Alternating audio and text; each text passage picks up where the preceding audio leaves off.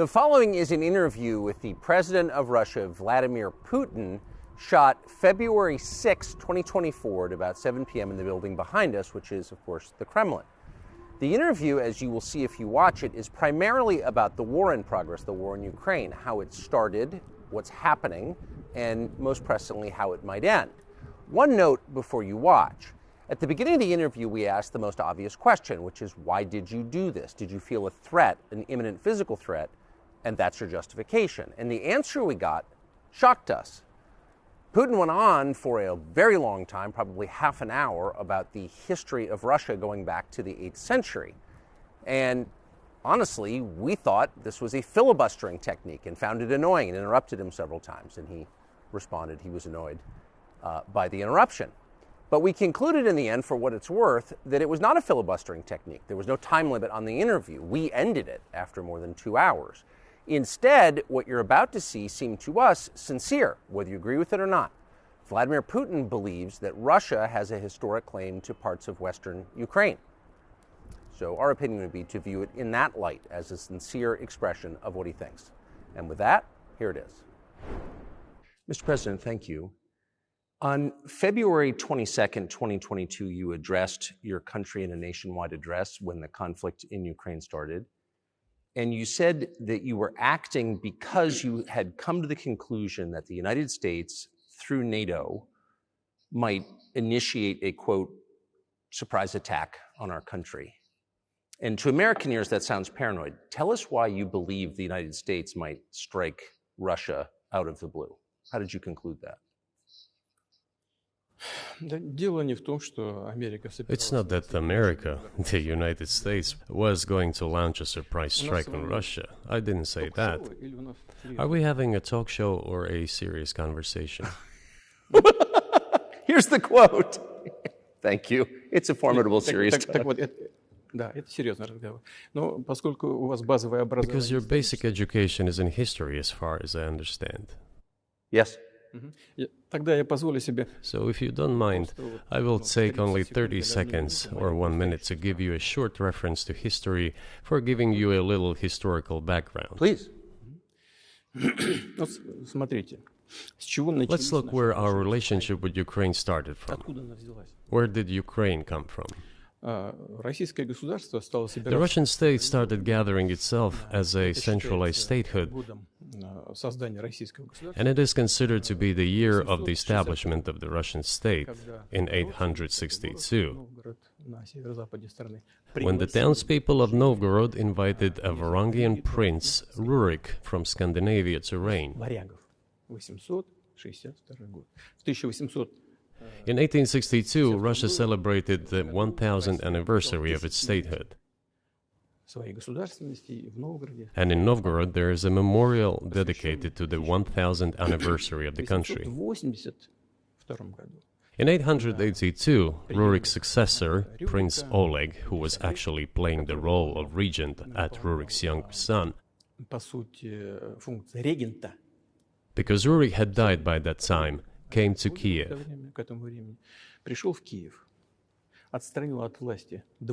He ousted two brothers who apparently had once been members of Rurik's squad. So Russia began to develop with two centers of power, Kiev and Novgorod. The next very significant date in the history of Russia was 988. This was the baptism of Russia, when Prince Vladimir, the great-grandson of Rurik, baptized Russia and adopted Orthodoxy, or Eastern Christianity. From this time, the centralized Russian state began to strengthen. Why? Because of the single territory, integrated economic ties, one and the same language, and, after the baptism of Russia, the same faith and rule of the prince. The centralized Russian state began to take shape. Back in the Middle Ages, Prince Yaroslav the Wise introduced the order of succession to a throne. But after he passed away, it became complicated for various reasons. The throne was passed not directly from father to eldest son, but from the prince who had passed away to his brother, then to his sons in different lines. All this led to the fragmentation and the end of Rus as a single state. There was nothing special about it. The same was happening then in Europe.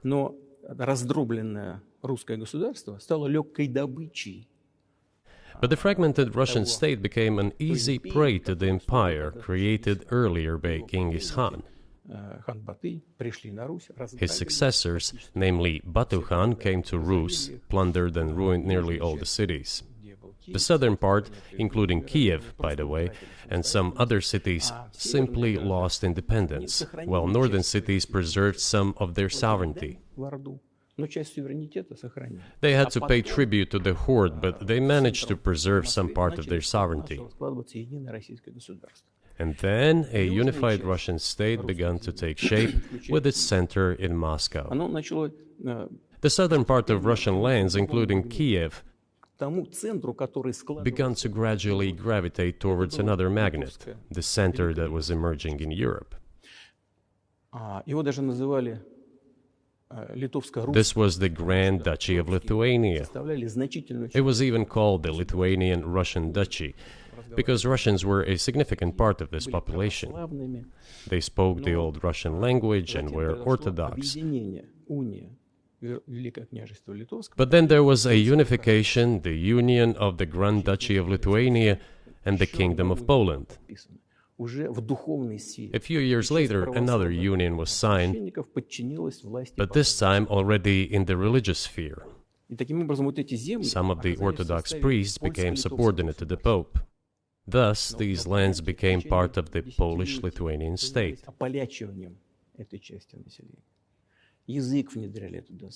During decades, the Poles were engaged in Polonization of this part of the population. They introduced their language there, tried to entrench the idea that this population was not exactly Russians, that because they lived on the fringe, they were Ukrainians. Originally, the word Ukrainian meant that a person was living on the outskirts of the state, along the fringes, or was engaged in a border patrol service. It didn't mean any particular ethnic group. So the Poles were trying to, in every possible way, to colonize this part of the Russian lands, and actually treated it rather harshly, not to say cruelly. All that led to the fact that this part of the Russian lands began to struggle for their rights. They wrote letters to Warsaw demanding that their rights be observed and people be commissioned here, including to Kiev. I beg your pardon, can you tell us what period? I'm losing track of where in history we are. The Polish oppression of Ukraine. It was in the 13th century.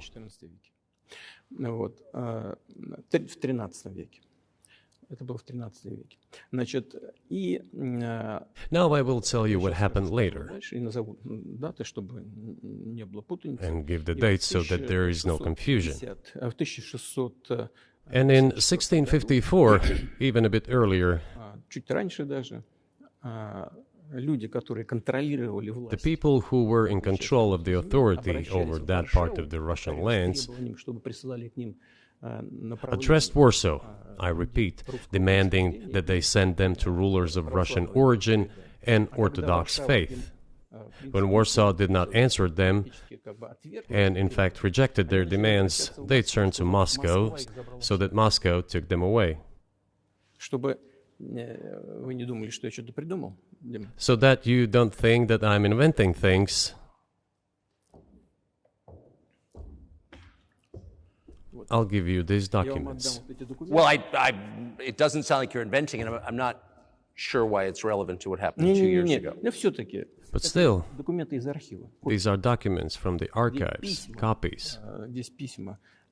Here are the letters from Bogdan Khmelnytsky, the man who then controlled the power in this part of the Russian lands that is now called Ukraine. He wrote to Warsaw demanding that their rights be upheld. And after being refused, he began to write letters to Moscow, asking to take them under the strong hand of the Moscow Tsar. There are copies of these documents. I will leave them for your good memory. There is a translation into Russian. You can translate it into English later. Russia would not agree to admit them straight away, assuming that the war with Poland would start. Nevertheless, in 1654, the Pan-Russian Assembly of top clergy and landowners, headed by the Tsar, which was the representative body of the power of the old Russian state, decided to include a part of the old Russian lands into Moscow Kingdom. As expected, the war with Poland began. It lasted 13 years, and then in 1654, a truce was concluded. And 32 years later, I think, a peace treaty with Poland, which they called Eternal Peace, was signed. And these lands, the whole left bank of Dnieper, including Kiev, went to Russia. And the whole right bank of Dnieper remained in Poland. Under the rule of Catherine the Great, Russia reclaimed all of its historical lands, including in the south and west. This all lasted until the revolution. Before World War I, Austrian General Staff relied on the ideas of Ukrainianization and started actively promoting the ideas of Ukraine and the Ukrainianization.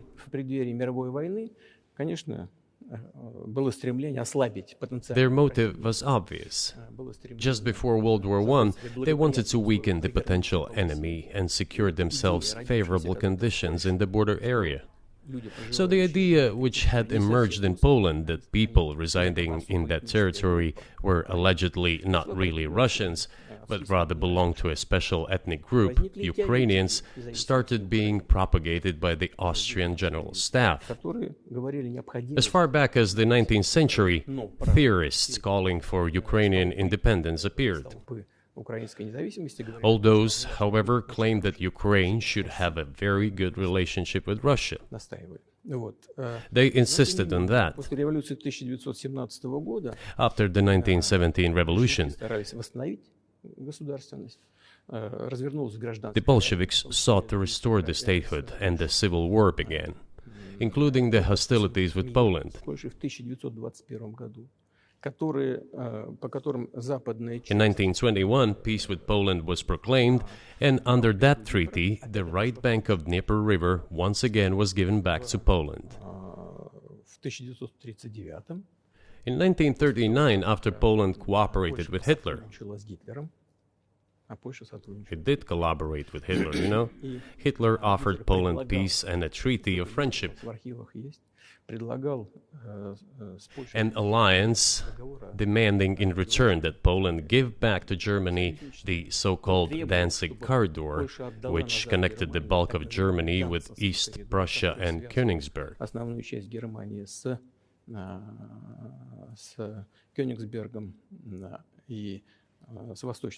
After World War I, this territory was transferred to Poland, and instead of Danzig, a city of Gdansk emerged. Hitler asked them to give it amicably, but they refused. Of course. Still, they collaborated with Hitler and engaged together in the partitioning of Czechoslovakia. But may I ask you, you're making the case that Ukraine, certainly parts of Ukraine, Eastern Ukraine, is in effect Russia, has been for hundreds of years. Why wouldn't you just take it when you became president 24 years ago? You have nuclear weapons, they don't. If it's actually your land, why did you wait so long? Sure. I'll tell you. I'm coming to that.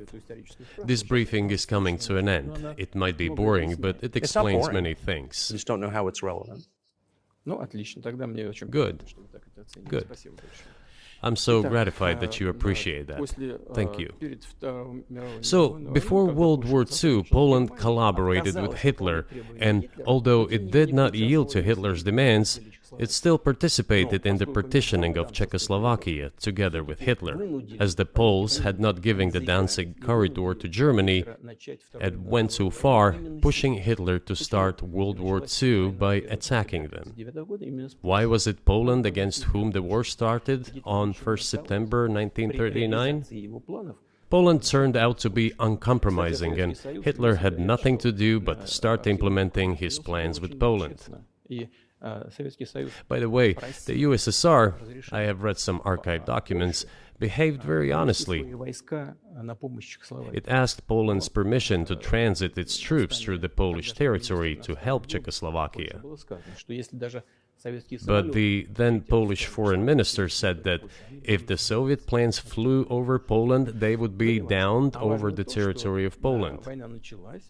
But that doesn't matter.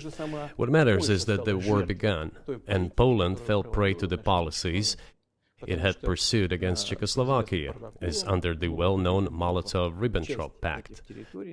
Part of the territory, including western Ukraine, was to be given to Russia. Thus, Russia, which was then named the USSR, regained its historical lands. After the victory in the Great Patriotic War, as we call World War II, all those territories were ultimately enshrined as belonging to Russia, to the USSR. As for Poland, it received, apparently in compensation, the lands which had originally been German. The eastern parts of Germany, these are now western lands of Poland. Of course, Poland regained access to the Baltic Sea and Danzig, which was once again given its Polish name. So this was how this situation developed. In 1922, when the USSR was being established, the Bolsheviks started building the USSR and established the Soviet Ukraine, which had never existed before. Right.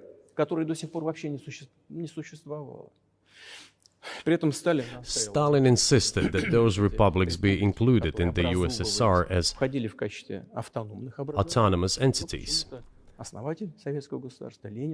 For some inexplicable reason, Lenin, the founder of the Soviet state, insisted that they be entitled to withdraw from the USSR.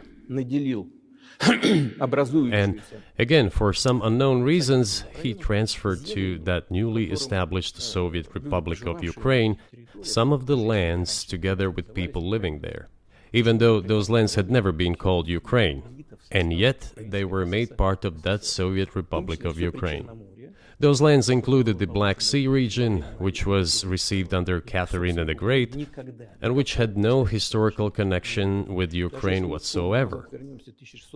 Even if we go as far back as 1654, when these lands returned to Russian Empire, that territory was the size of 3 to 4 regions of modern Ukraine, with no Black Sea region. That was completely out of the question. In 1654. Exactly. You obviously have encyclopedic knowledge of this region, but why didn't you make this case for the first 22 years as president that Ukraine wasn't a real country?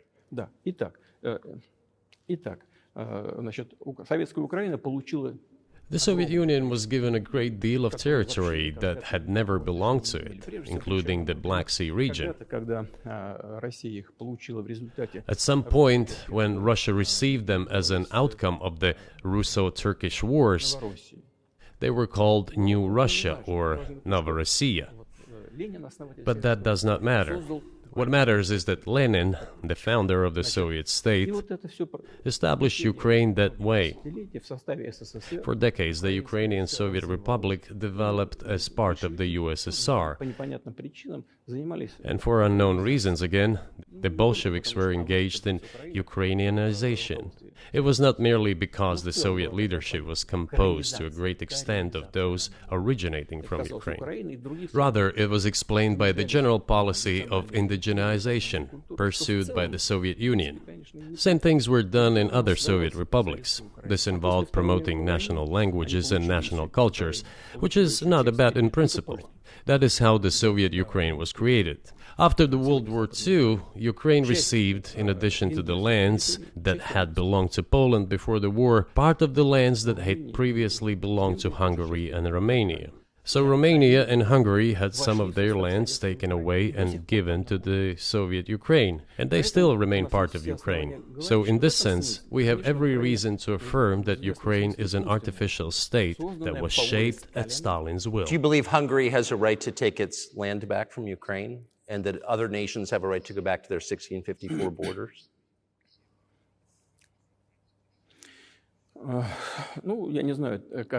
I'm not sure whether they should go back to the 1654 borders.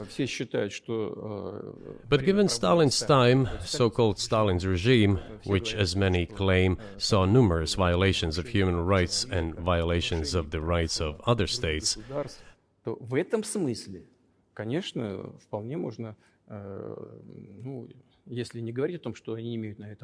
one may say that they could claim back those lands of theirs while having no right to do that. It is at least understandable. Have you told Viktor Orban that he can have part of Ukraine?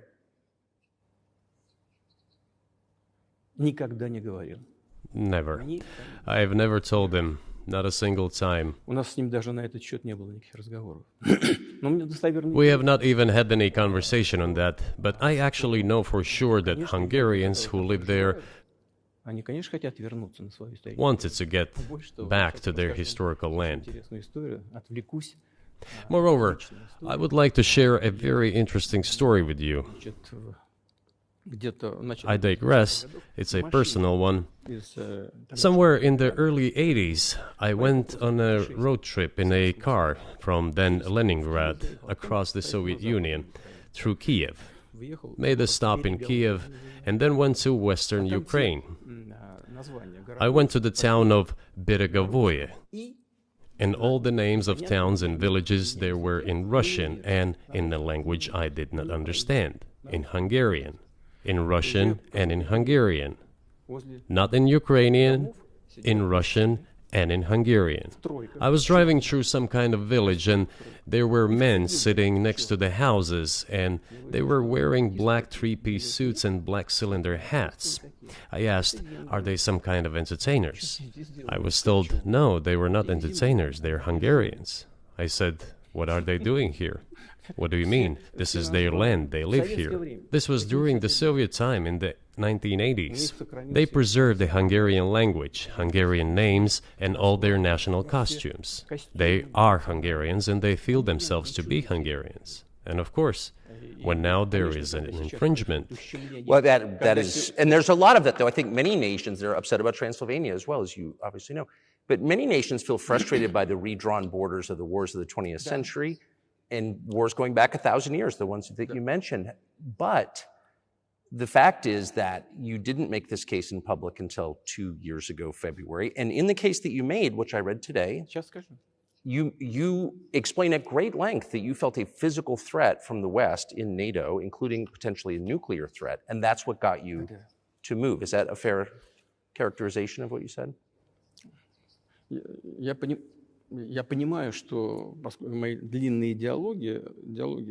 I understand that my long speeches probably fall outside of the genre of the interview. That is why I asked you at the beginning, are we going to have a serious talk or a show? You said a serious talk, so bear with me, please. We're coming to the point where the Soviet Ukraine was established. Then, in 1991, the Soviet Union collapsed, and everything that Russia had generously bestowed on Ukraine was dragged away by the latter.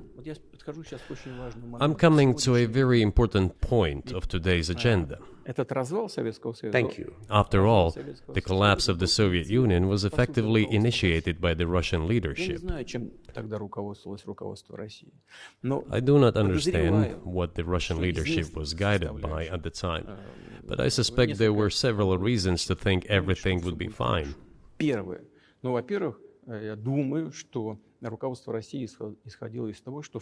First, I think that then Russian leadership believed that the fundamentals of the relationship between Russia and Ukraine were, in fact, a common language. More than 90% of the population there spoke Russian.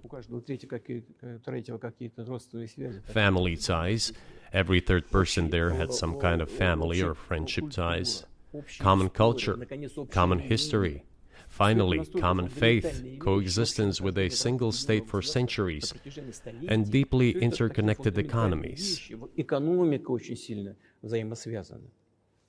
All of these were so fundamental. All these elements together make our good relationships inevitable. The second point is a very important one. I want you, as an American citizen, and your viewers to hear about this as well. The former Russian leadership assumed that the Soviet Union had ceased to exist, and therefore there were no longer any ideological dividing lines. Russia even agreed voluntarily and proactively to the collapse of the Soviet Union, and believed that this would be understood by the so-called civilized West as an invitation for cooperation and association.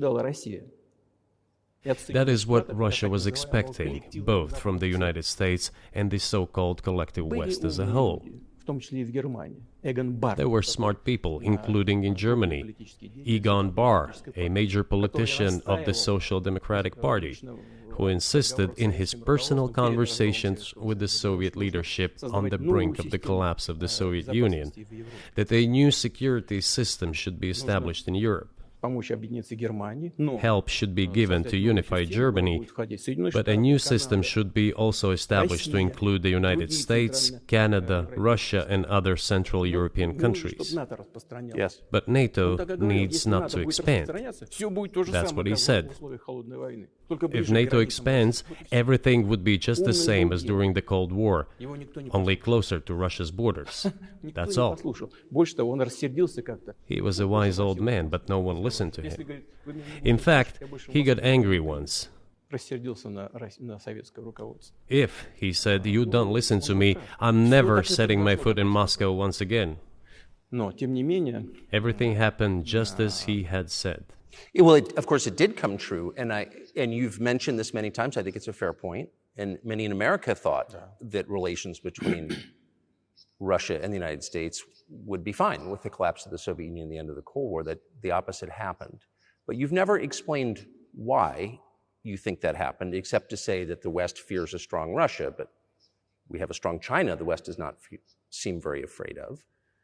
What about Russia, do you think, convinced policymakers they had to take it down?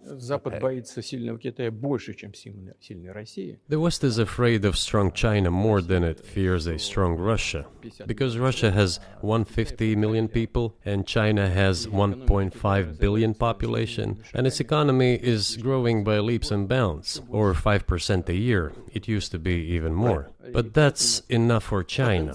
As Bismarck once put it, potentials are the most important. China's potential is enormous. It is the biggest economy in the world today in terms of purchasing power parity and the size of the economy. It has already overtaken the United States quite a long time ago, and it is growing at a rapid clip. Let's not talk about who is afraid of whom. Let's not reason in such terms.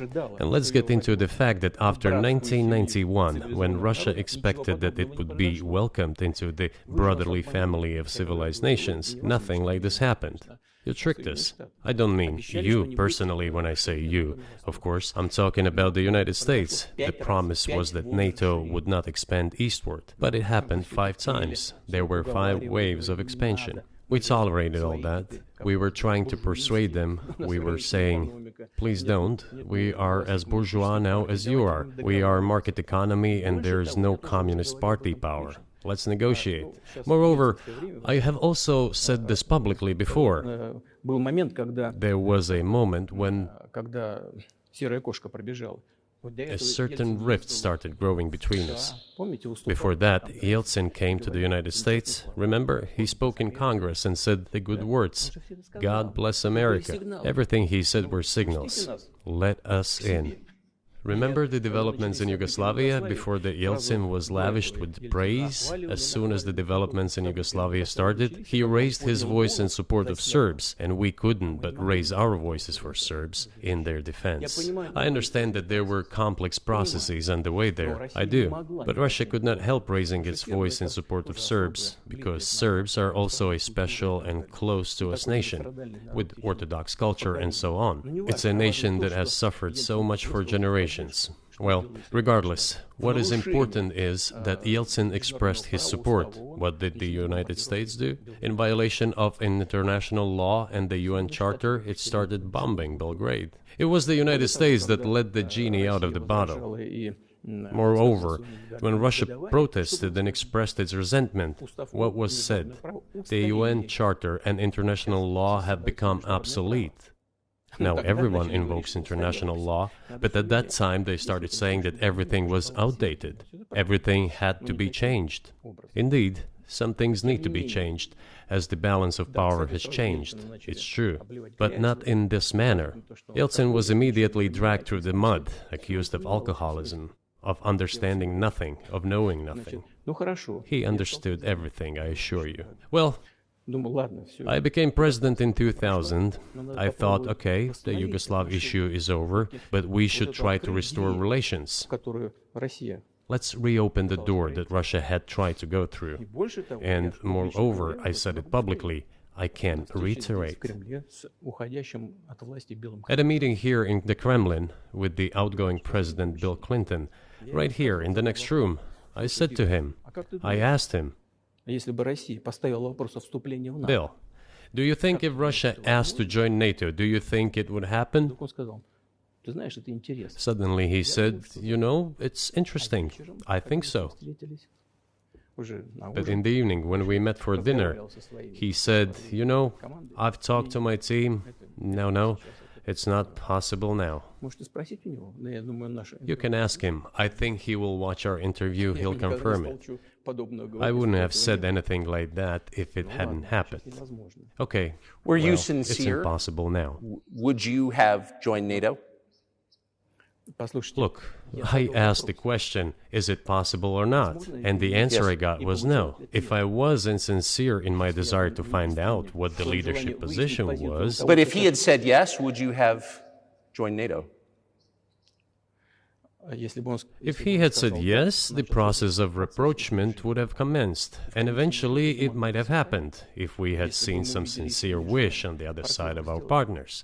But it didn't happen. Well, no means no. Okay, fine. Why do you think that is? Just to get to motive, I know you're clearly bitter about it, I understand, but why do you think the West rebuffed you then? Why the hostility? Why did the end of the Cold War not fix the relationship? What motivates this from your point of view? You said I was bitter about the answer. No, it's not bitterness. It's just a statement of fact. We're not bride and groom, bitterness, resentment. It's not about those kind of matters in such circumstances. We just realized we weren't welcome there, that's all. Okay, fine.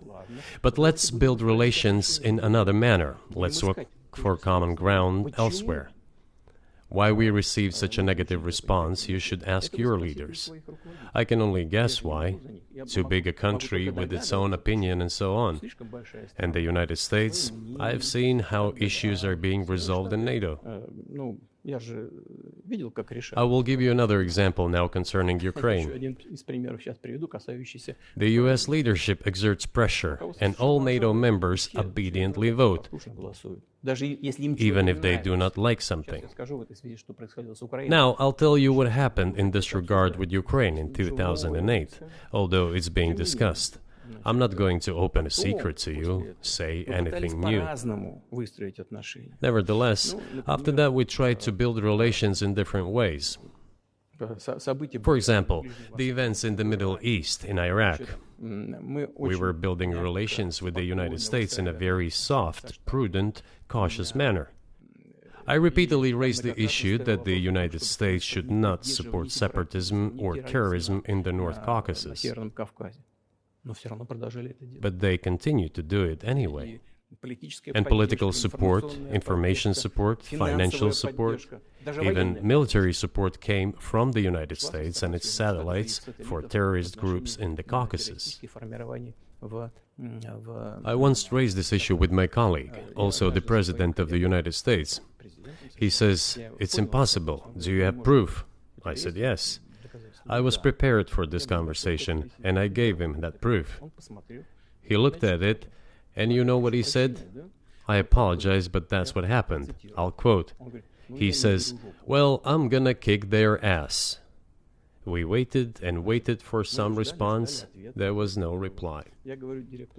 I said to the FSB director, "Write to the CIA, what is the result of the conversation with President?"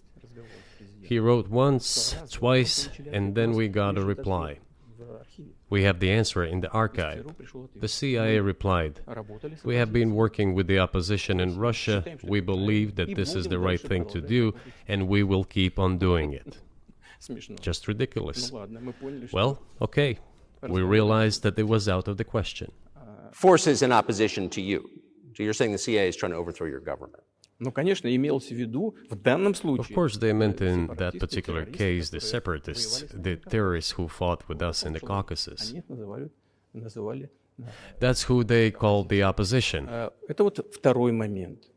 This is the second point. The third moment is a very important one, is the moment when the U.S. missile defense system was created. The beginning. We persuaded for a long time not to do it in the United States. Moreover, after was invited by Bush Jr.'s father, Bush Sr., to visit his place on the ocean, I had a very serious conversation with President Bush and his team. I proposed that the United States, Russia, and Europe jointly create a missile defense system that, we believe, if created unilaterally, threatens our security, despite the fact that the United States officially said that it was being created against missile threats from Iran. That was the justification for the deployment of the missile defense system. I suggested working together, Russia, the United States, and Europe. They said it was very interesting. They asked me, "Are you serious?" I said, "Absolutely." Let me ask, what year was this? I don't remember. It is easy to find out on the internet when I was in the USA at the invitation of Bush Sr. It is even easier to learn from someone I'm going to tell you about. I was told it was very interesting. I said, just imagine if we could tackle such a global strategic security challenge together. The world will change. We'll probably have disputes, probably economic and even political ones, but we could drastically change the situation in the world. He says yes, and asks, "Are you serious?" I said, "Of course. We need to think about it," I'm told. I said, "Go ahead, please." Then Secretary of Defense Gates, former director of CIA, and Secretary of State Rice came in here, in this cabinet, right here at this table. They sat on this table. Me, the foreign minister, the Russian defense minister on that side. They said to me, "Yes, we have thought about it. We agree." I said, "Thank God, great, but with some exceptions." So twice you've described U.S. presidents making decisions and then being undercut by their agency heads. So it sounds like you're describing a system that's not run by the people who are elected, in your telling. That's right, that's right. In the end, they just told us to get lost. I'm not going to tell you the details because I think it's incorrect. After all, it was confidential conversation. But our proposal was declined. That's a fact. It was right then when I said, "Look, but then we will be forced to take countermeasures. We will create such strike systems that will certainly overcome missile defense systems." The answer was, "We are not doing this against you, and you do what you want," assuming that it is not against us, not against the United States. I said, "Okay." Very well. That's the way it went. And we created hypersonic systems with intercontinental range, and we continue to develop them. We are now ahead of everyone, the United States and the other countries, in terms of the development of hypersonic strike systems, and we are improving them every day. But it wasn't us. We proposed to go the other way, and we were pushed back. Now, about NATO's expansion to the east. Well, we were promised no NATO to the east, not an inch to the east, as we were told. And then what? They said, well, it's not enshrined on paper, so we'll expand. So there were 5 waves of expansion, the Baltic states, the whole of Eastern Europe, and so on. And now I come to the main thing. They have come to the Ukraine, ultimately. In 2008, at the summit in Bucharest, they declared that the doors for Ukraine and Georgia to join NATO were open. Now about how decisions are made there. Germany, France seem to be against it, as well as some other European countries. But then, as it turned out later, President Bush, and he's such a tough guy, a tough politician, as I was told later, he exerted pressure on us and we had to agree. It's ridiculous, it's like kindergarten. Where are the guarantees? What kindergarten is this? What kind of people are these? Who are they? You see, they were pressed, they agreed. And then they say, Ukraine won't be in the NATO, you know? I say, I don't know. I know you agreed in 2008. Why won't you agree in the future? Well, they pressed us then. I say, why won't they press you tomorrow? And you'll agree again. Well, it's nonsensical. Who's there to talk to? I just don't understand. We're ready to talk. But with whom? Where are the guarantees? None. So they started to develop the territory of Ukraine. Whatever is there, I have told you the background, how this territory developed, what kind of relations there were with Russia. Every second or third person there has always had some ties with Russia. And during the elections in already independent, sovereign Ukraine, which gained its independence as a result of the Declaration of Independence, and by the way, it says that Ukraine is a neutral state, and in 2008, suddenly the doors or gates to NATO were open to it. Oh, come on. This is not how we agreed. Now, all the presidents that have come to power in Ukraine, they relied on electorate with a good attitude to Russia in one way or the other. This is the southeast of Ukraine. This is a large number of people. And it was very difficult to dissuade this electorate, which had a positive attitude towards Russia. Viktor Yanukovych came to power, and how? The first time he won after President Kuchma, they organized a third round, which is not provided for in the constitution of Ukraine. This is a coup d'etat. Just imagine, someone in the United States wouldn't like the outcome. In 2014? Before that. No, this was before that. After President Kuchma, Viktor Yanukovych won the elections. However, his opponents did not recognize that victory. The U.S. supported the opposition, and the third round was scheduled. What is this? This is a coup. The U.S. supported it, and the winner of the third round came to power.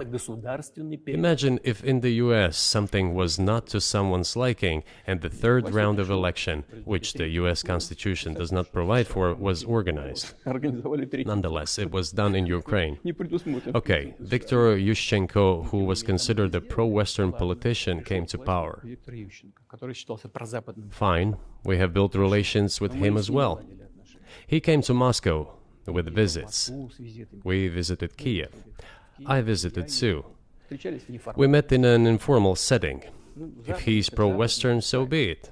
It's fine. Let people do their job.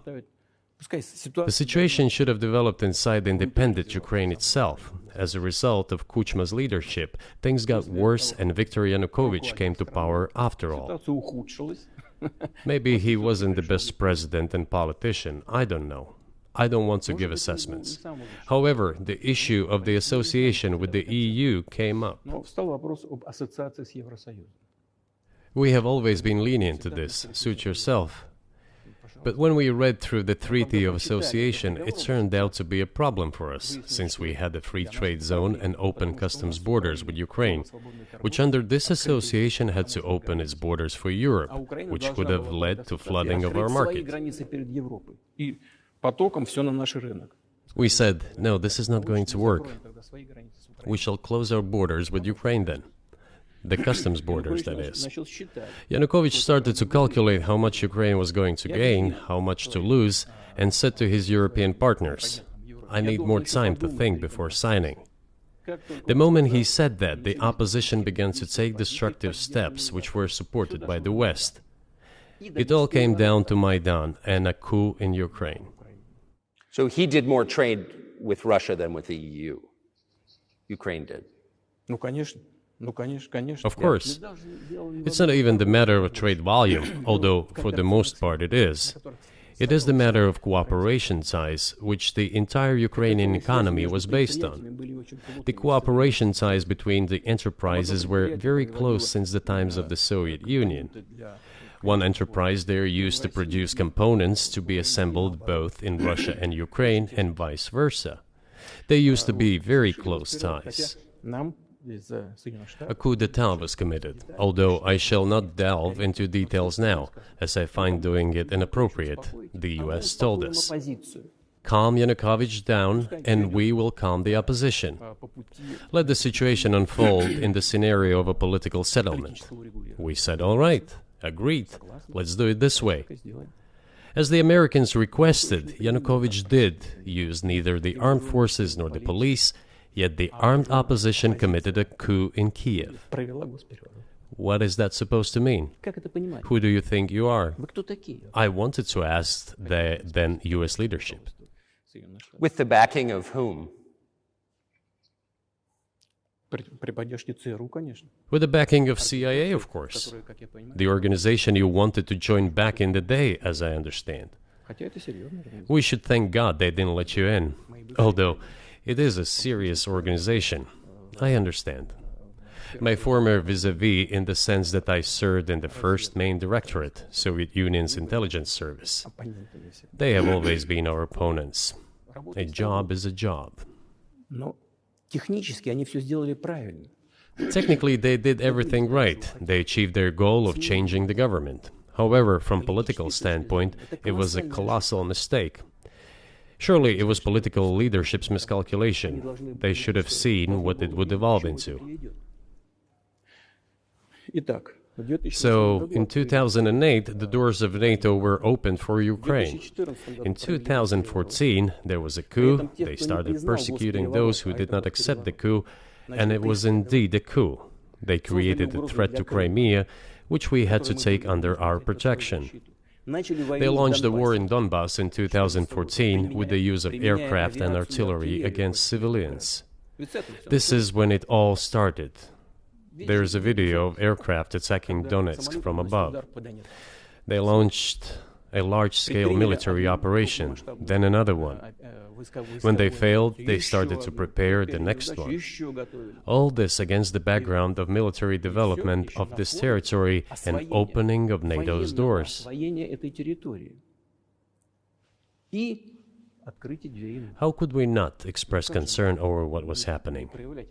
From our side, this would have been a culpable negligence. That's what it would have been. It's just that the U.S. political leadership pushed us to the line we could not cross, because doing so could have ruined Russia itself. Besides, we could not leave our brothers in faith, in fact, a part of Russian people, in the face of this war machine. But that was 8 years before the current conflict started. So what was the trigger for you? What was the moment where you decided you had to do this?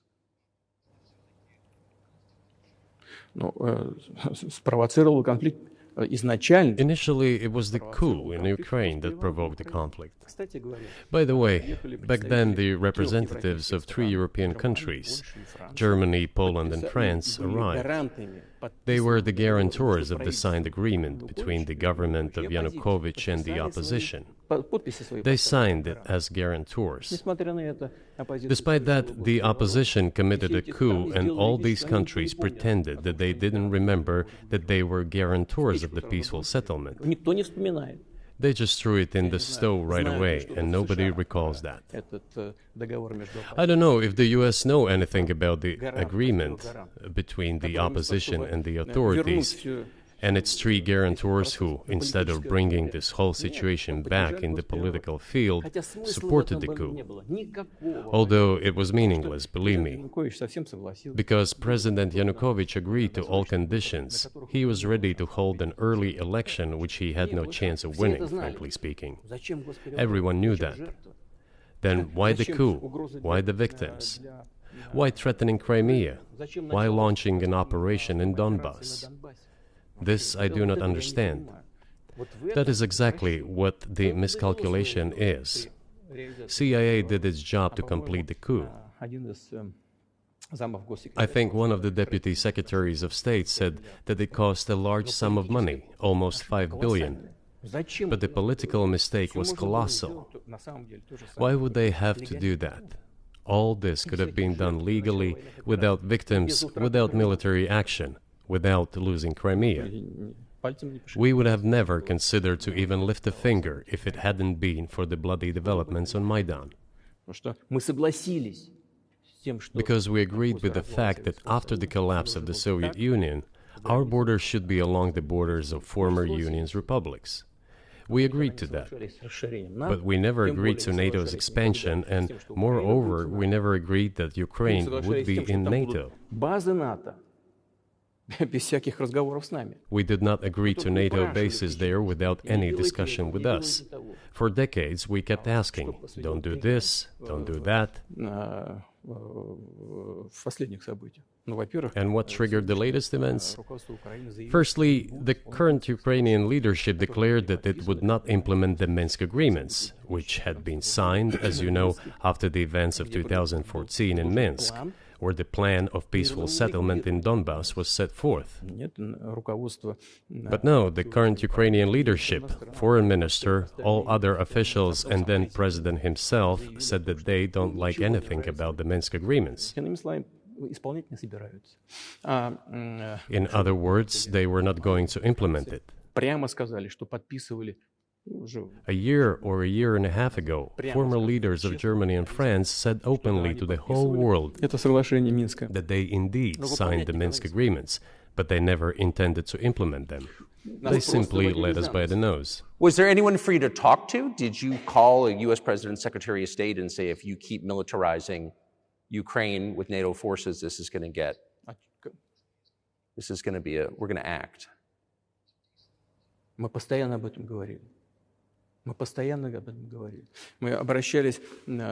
We talked about this all the time. We addressed the United States and European countries' leadership to stop these developments immediately, to implement the Minsk agreements. Frankly speaking, I didn't know how we were going to do this, but I was ready to implement them.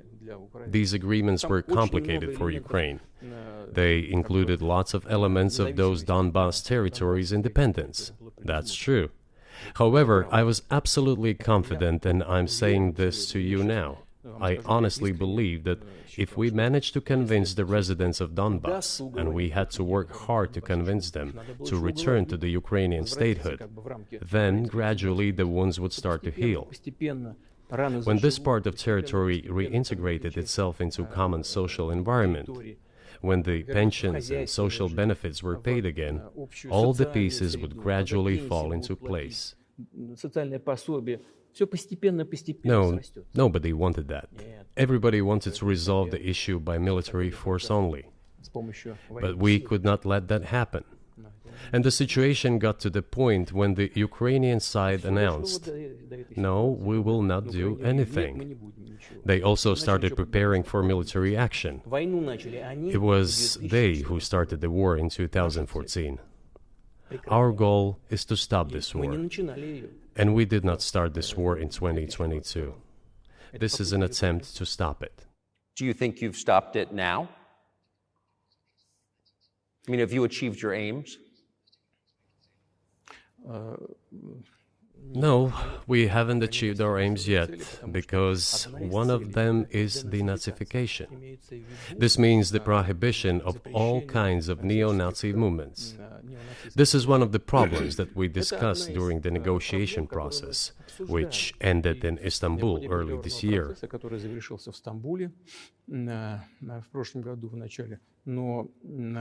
And it was not our initiative, because we were told by the Europeans, in particular, that it was necessary to create conditions for the final signing of the documents. My counterparts in France and Germany said, "How can you imagine them signing a treaty with a gun to their heads? The troops should be pulled back from Kiev." I said, "All right." We withdrew the troops from Kiev. As soon as we pulled back our troops from Kiev, our Ukrainian negotiators immediately threw all our agreements reached in Istanbul into the bin and got prepared for a long-standing armed confrontation with the help of the United States and its satellites in Europe. That is how the situation has developed, and that is how it looks now. But what is, pardon my ignorance, what is denazification? What would that mean? What is... Да, вот я как раз хочу сейчас об этом сказать. Это очень важный вопрос. Денацификация. That is what I want to talk about right now. It is a very important issue. Denazification. After gaining independence, Ukraine began to search, as some Western analysts say, its identity. And it came up with nothing better than to build this identity upon some false heroes who collaborated with Hitler.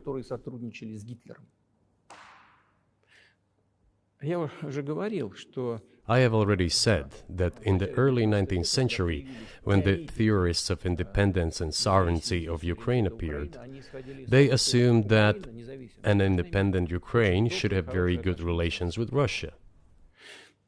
But due to the historical development, those territories were part of the Polish-Lithuanian Commonwealth. Poland, where Ukrainians were persecuted and treated quite brutally, as well as were subject to cruel behavior. There were also attempts to destroy their identity. All this remained in the memory of the people. When World War II broke out, part of this extremely nationalist elite collaborated with Hitler, believing that he would bring them freedom. The German troops, even the SS troops, made Hitler's collaborators do the dirtiest work of exterminating the Polish and Jewish population. Hence this brutal massacre of the Polish and Jewish population, as well as the Russian population too.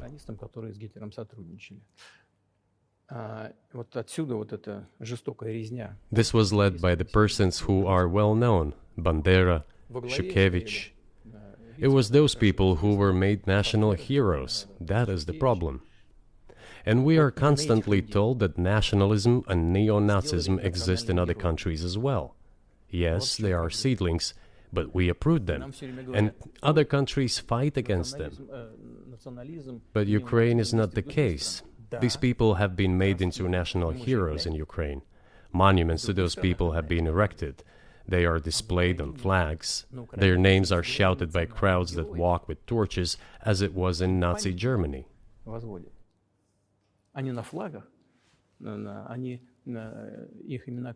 These were people who exterminated Poles, Jews, and Russians.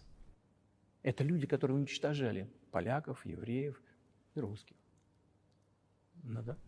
is necessary to stop this practice and prevent the dissemination of this concept.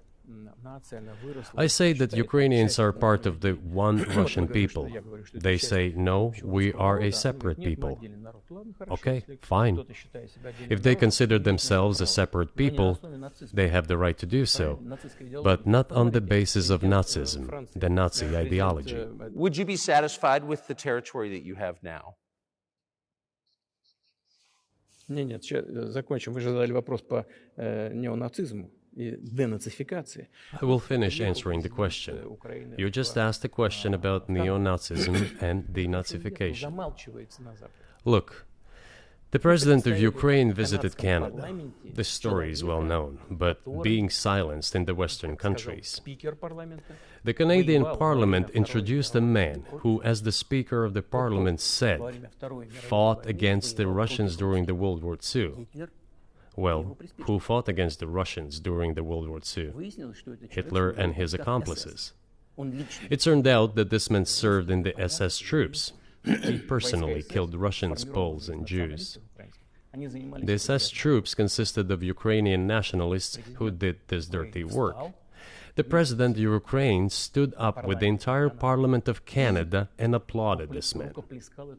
How can this be imagined? The president of Ukraine himself, by the way, is a Jew by nationality. Really, my question is, what do you do about it? I mean, Hitler's been dead for 80 years. Nazi Germany no longer exists. And so, true. And so, I think what you're saying is you want to extinguish or at least control Ukrainian nationalism, but how? How do you do that? Вот послушайте меня. Ваш вопрос очень тонкий. Listen to me. Your question is very subtle, and I can tell you what I think. Do not take offense. Of course. Он, казалось бы, тонкий, он очень противный, этот вопрос. This question appears to be subtle. It is quite pesky.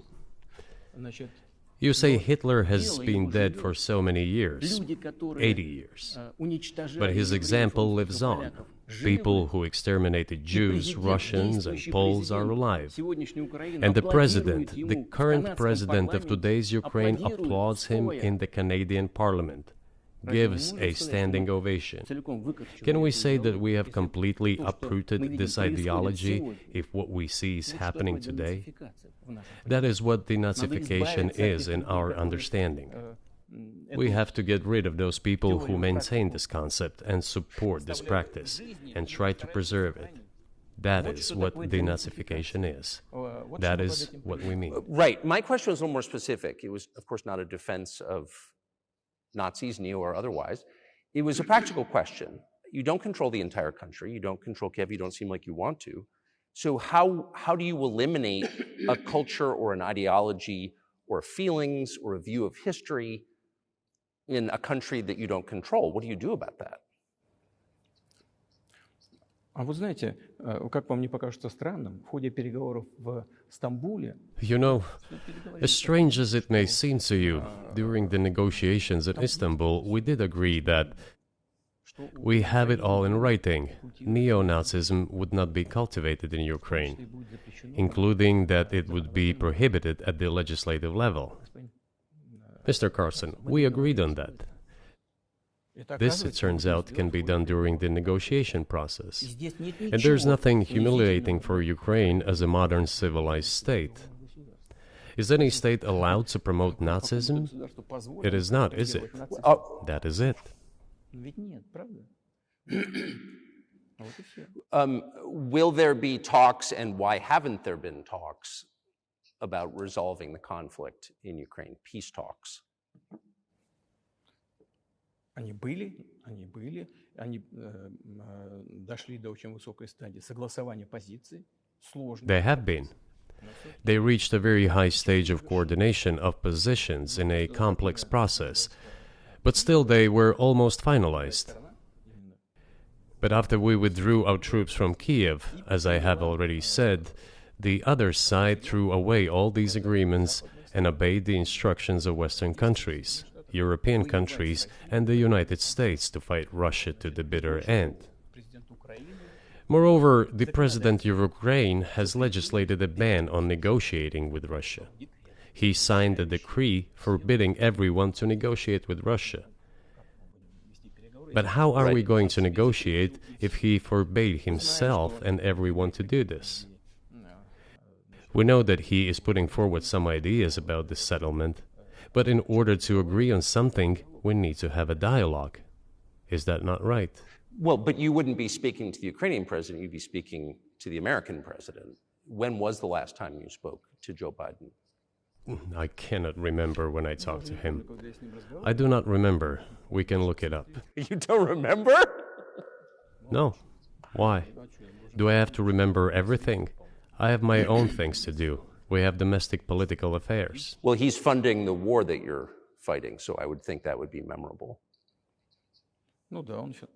Well, yes, he funds, but I talked to him before the special military operation, of course. And I said to him then, by the way, I will not go into details, I never do, but I said to him then, I believe that you are making a huge mistake of historic proportions by supporting everything that is happening there, in Ukraine, by pushing Russia away. I told him repeatedly, by the way. I think that would be correct if I stop here. What did he say? Ask him, please. It is easier for you. You are a citizen of the United States. Go and ask him. It is not appropriate for me to comment on our conversation. But you haven't spoken to him since before February of 2022?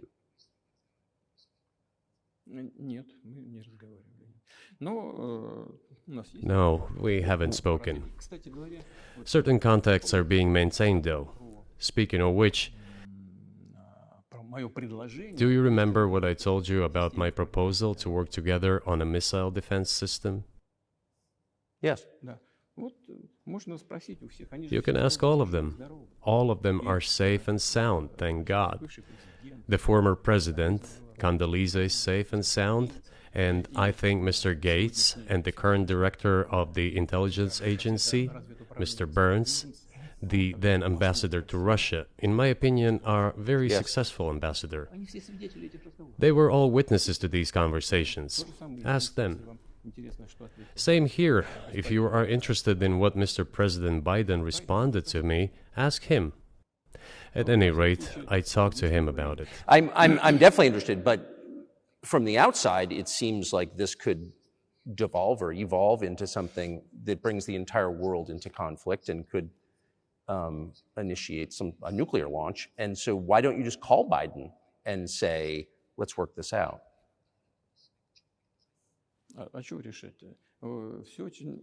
What's there to work out? It's very simple. I repeat. We have contacts through various agencies. I will tell you what we are saying on this matter and what we are conveying to the U.S. leadership. If you really want to stop fighting, you need to stop supplying weapons. It will be over within a few weeks. That's it. And then we can agree on some terms. Before you do that, stop. What's easier?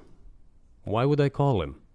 What should I talk to him about? Or beg him for what? And what messages do you get back?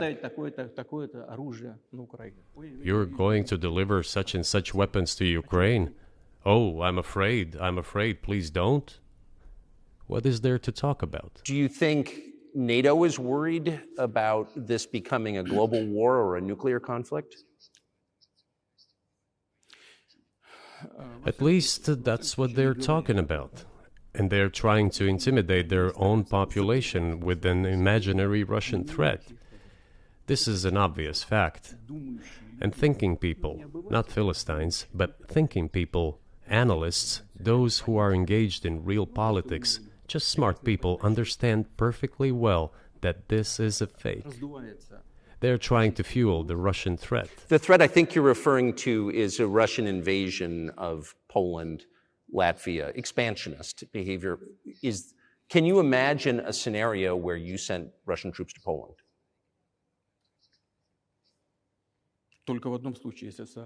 Only in one case, if Poland attacks Russia. Why? Because we have no interest in Poland, Latvia, or anywhere else. Why would we do that? We simply don't have any interest. It's just threat-mongering. Well, the argument, I know you know this, is that, well, he invaded Ukraine, he has territorial aims across the continent, and you're saying unequivocally you don't.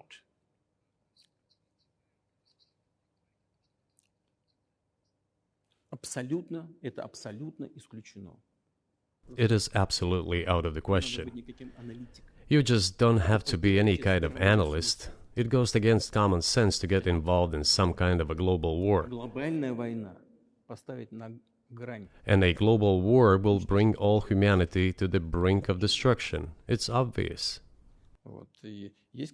There are certainly means of deterrence. They have been scaring everyone with us all along. Tomorrow Russia will use tactical nuclear weapons. Tomorrow Russia will use that. No, the day after tomorrow. So what? In order to extort additional money from US taxpayers and European taxpayers in the confrontation with Russia in the Ukrainian theater of war. The goal is to weaken Russia as much as possible. One of our senior United States senators from the state of New York, Chuck Schumer, said yesterday, I believe, that we have to continue to fund the Ukrainian effort or U.S. soldiers, citizens could wind up fighting there. How do you assess that?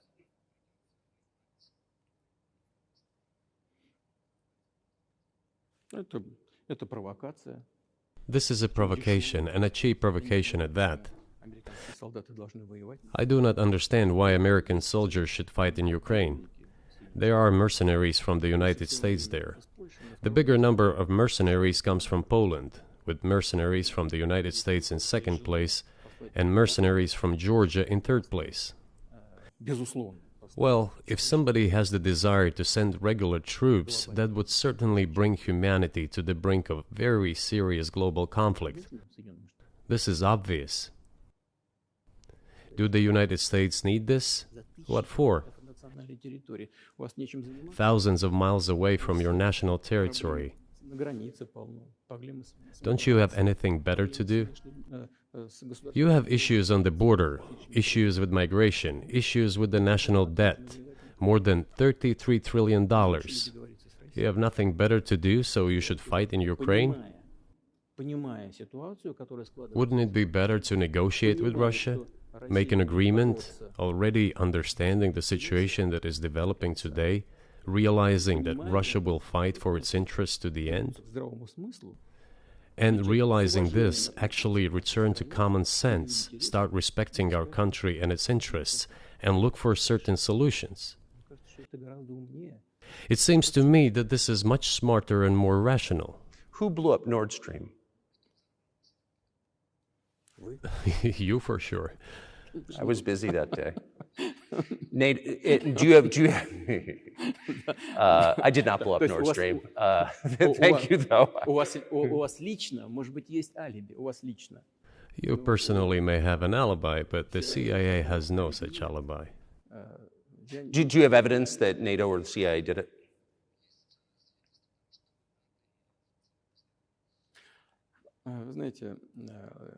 You know, I won't get into details, but people always say in such cases, look for someone who is interested. But in this case, we should not only look for someone who is interested, but also for someone who has capabilities. Because there may be many people interested, but not all of them are capable of sinking to the bottom of the Baltic Sea and carrying out this explosion. These two components should be connected. Who is interested and who is capable of doing it? But I'm confused. I mean, that's the biggest act of industrial terrorism ever, and it's the largest emission of CO2 in history. Okay, so if you had evidence, and presumably given your security services, your intel services, you would, that NATO, the US, CIA, the West, did this, why wouldn't you present it and win a propaganda victory?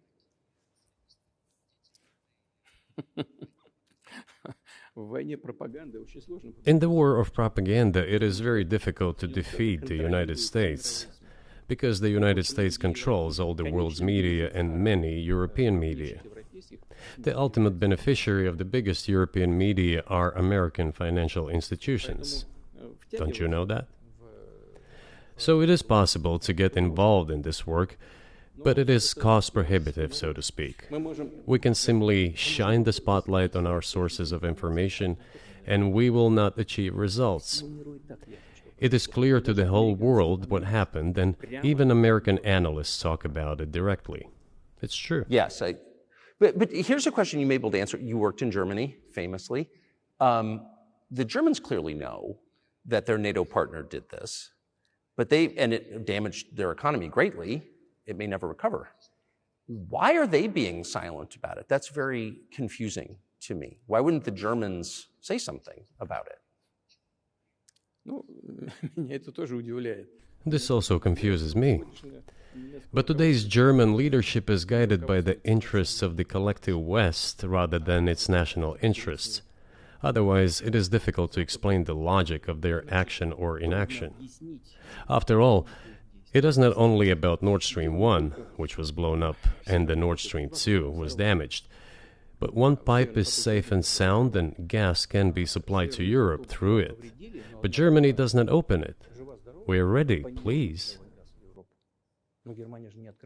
There's another route through Poland, called Yamal-Europe, which also allows for large flow. Poland has closed it, but Poland packs from the German hand. It receives money from the pan-European funds, and Germany is the main donor to these pan-European funds. Germany feeds Poland to a certain extent, and they close their route to Germany. Why? I don't understand. Ukraine, to which the Germans supply weapons and give money. Germany is the second sponsor of the United States in terms of financial aid to Ukraine. There are two gas routes through Ukraine. They simply closed one route, the Ukrainians. Open the second route and please get gas from Russia. They do not open it. Why don't the Germans say, look guys, we give you money and weapons, open up the valve, please, let the gas from Russia pass through for us. We're buying liquefied gas at exorbitant prices in Europe, which brings the level of our competitiveness and economy in general down to zero. Do you want us to give you money? Let us have the decent existence. Make money for our economy, because this is where the money we give you comes from. They refuse to do so. Why? Ask them. That is what is like in their heads. Those are highly incompetent people. Well, maybe the world is breaking into two hemispheres, one with cheap energy, the other without. And I want to ask you that. If we're now a multipolar world, obviously we are, can you describe the blocks of alliances? Who is in each side, do you think? Listen, you have said that the world is breaking into two hemispheres. A human brain is divided into two hemispheres.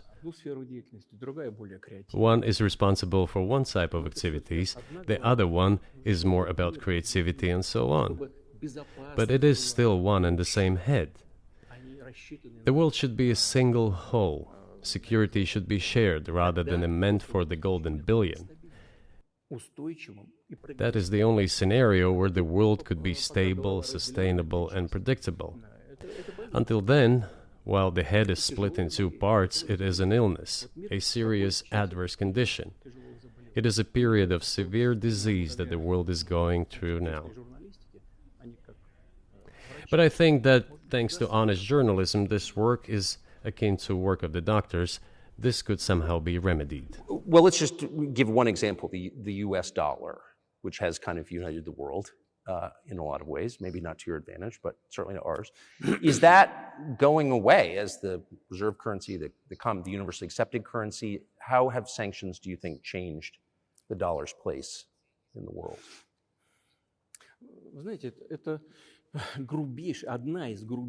You know, to use the dollar as a tool of foreign policy struggle is one of the biggest strategic mistakes made by the US political leadership. The dollar is the cornerstone of the United States power. I think everyone understands very well that no matter how many dollars are printed, they are quickly dispersed all over the world.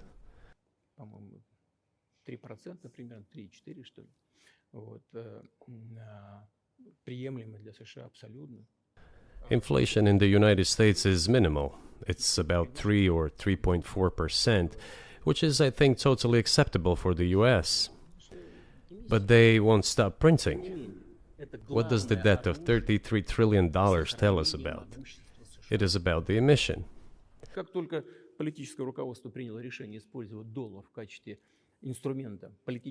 Nevertheless, it is the main weapon used by the United States to preserve its power across the world. As soon as the political leadership decided to use the US dollar as a tool of political struggle, a blow was dealt to this American power. I would not like to use any strong language, but it is a stupid thing to do and a grave mistake.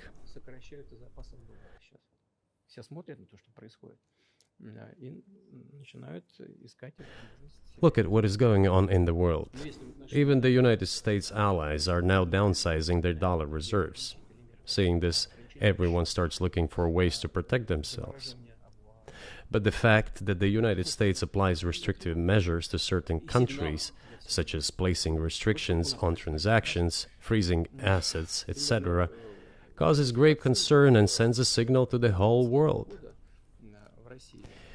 What did we have here? Until 2022, about 80% of Russian foreign trade transactions were made in US dollars and euros.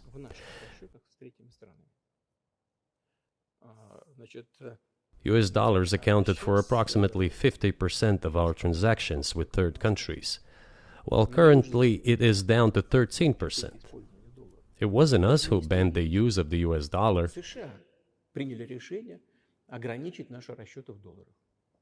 We had no such intention. It was decision of the United States to restrict our transactions in US dollars. I think it is complete foolishness from the point of view of the interests of the United States itself and its taxpayers, as it damages the US economy, undermines the power of the United States across the world. By the way, our transactions in yuan accounted for about 3%. Today, 34% of our transactions are made in rubles and about as much, a little over 34% in yuan. Why did the United States do this? My only guess is self-conceit. They probably thought it would lead to full collapse, but nothing collapsed. Moreover, other countries, including oil producers, are thinking of and already accepting payments for oil in yuan. Do you even realize what is going on or not? Does anyone in the United States realize this? What are you doing? You are cutting yourself off. All experts say this. Ask any intelligent and thinking person in the United States what the dollar means for the US. But You're killing it with your own hands. I think that's I think that's a fair assessment. The question is what comes next, and maybe you trade one colonial power for another, much less sentimental and forgiving colonial power. I mean, is the BRICS, for example, in danger of being completely dominated by the Chinese economy in a way that's not good for their sovereignty? Do you worry about that? Well, we have heard those boogeyman stories before. It is a boogeyman story. We're neighbors with China. You cannot choose neighbors just as you cannot choose close relatives. We share a border of 1,000 kilometers with them. This is number one. Second, we have a centuries-long history of coexistence. We're used to it. Third, China's foreign policy philosophy is not aggressive. Its idea is to always look for compromise, and we can see that. The next point is as follows. We are always told the same boogeyman story, and here it goes again. Through an euphemistic form, but it is still the same boogeyman story. The cooperation with China keeps increasing. The pace at which China's cooperation with Europe is growing is higher and greater than that of the growth of Chinese-Russian cooperation. Ask Europeans, aren't they afraid? They might be, I don't know. But they are still trying to access China's market at all costs, especially now that they are facing economic problems. Chinese businesses are also exploring the European market. Do Chinese businesses have small presence in the United States? Yes, the political decisions are such that they are trying to limit their cooperation with China. It is to your own detriment, Mr. Tucker, that you are limiting cooperation with China. You are hurting yourself. It is a delicate matter, and there are no silver bullet solutions, just as it is with the dollar. So, before introducing any illegitimate sanctions, illegitimate in terms of the Charter of the United Nations, one should think very carefully. For decision makers, this appears to be a problem. So you said a moment ago that the world would be a lot better if it weren't broken into competing alliances, if there was cooperation globally.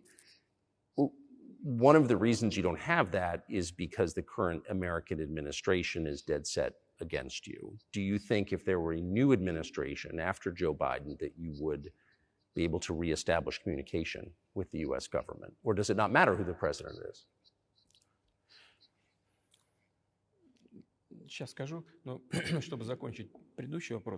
I will tell you, but let me finish the previous thought. We, together with my colleague and friend, President Xi Jinping, set a goal to reach $200 billion of mutual trade with China this year. We have exceeded this level. According to our figures, our bilateral trade with China totals already $230 billion, and the Chinese statistics says it is $240 billion. One more important thing.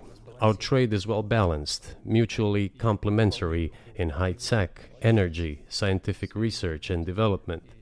It is very balanced. As for BRICS, where Russia took over the presidency this year, the BRICS countries are, by and large, developing very rapidly. Look, if memory serves me right, back in 1992, the share of the G7 countries in the world economy amounted to 47%, whereas in 2022 it was down to, I think, a little over 30%. The BRICS countries accounted for only 16% in 1992, but now their share is greater than that of the G7. It has nothing to do with the events in Ukraine. This is due to the trends of global development and world economy, as I mentioned just now. And this is inevitable. This will keep happening. It is like the rise of the sun. You cannot prevent the sun from rising. You have to adapt to it. How do the United States adapt? With the help of force, sanctions, pressure, bombings, and use of armed forces. This is about self-conceit. Your political establishment does not understand that the world is changing under objective circumstances. And in order to preserve your level, even if someone aspires, to the level of dominance, you have to make the right decisions in a competent and timely manner.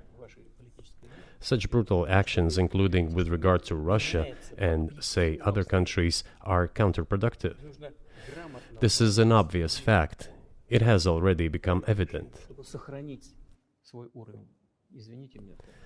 You just asked me if another leader comes and changes something.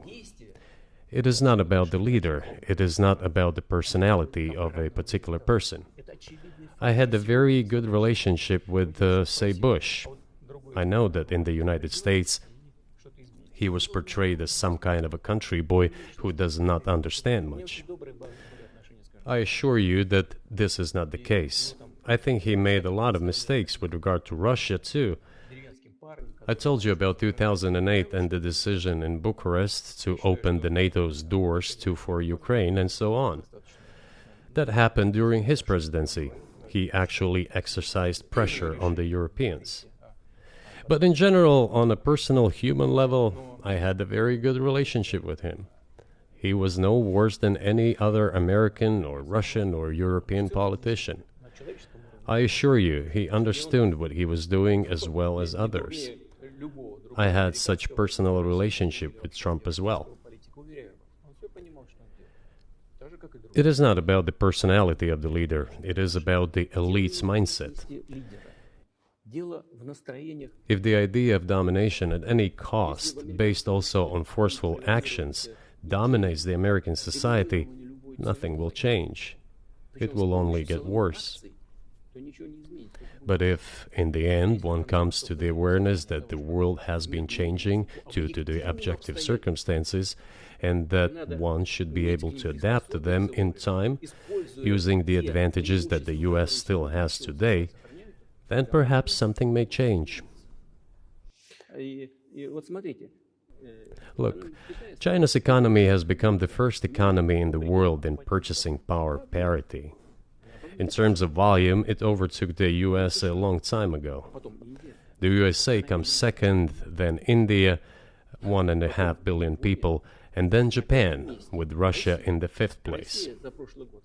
Russia was the first economy in Europe last year, despite all the sanctions and restrictions.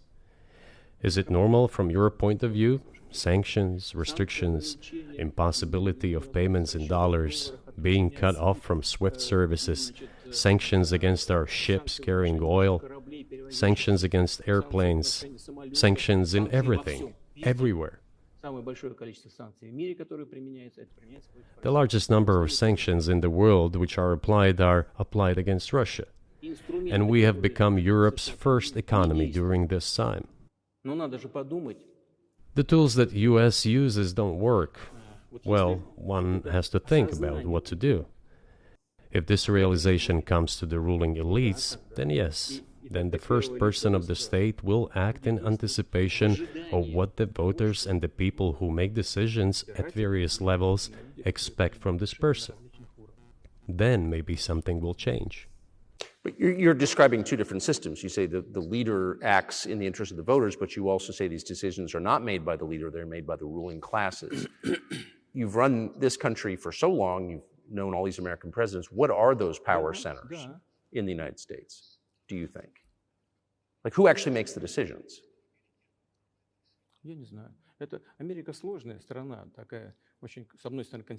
I don't know. America is a complex country, conservative on one hand, rapidly changing on the other. It's not easy for us to sort it all out. Who makes decisions in the elections? Is it possible to understand this when each state has its own legislation? Each state regulates itself? Someone can be excluded from elections at the state level.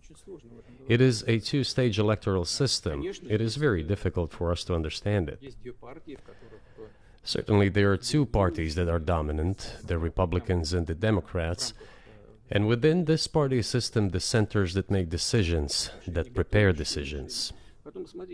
Then, look, why, in my opinion, after the collapse of the Soviet Union, such an erroneous, crude, completely unjustified policy of pressure was pursued against Russia?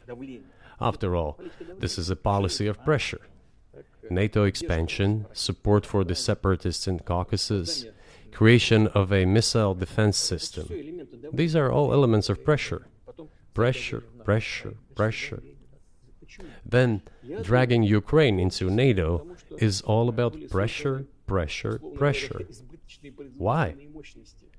I think, among other things, because excessive production capacities were created.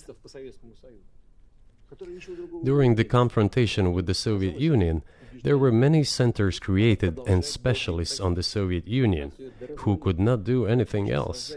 They convinced the political leadership that it is necessary to continue chiseling Russia, to try to break it up, to create on this territory several quasi-state entities, and to subdue them in a divided form, to use their combined potential for the future struggle with China. This is a mistake, including the excessive potential of those who worked for the confrontation with the Soviet Union.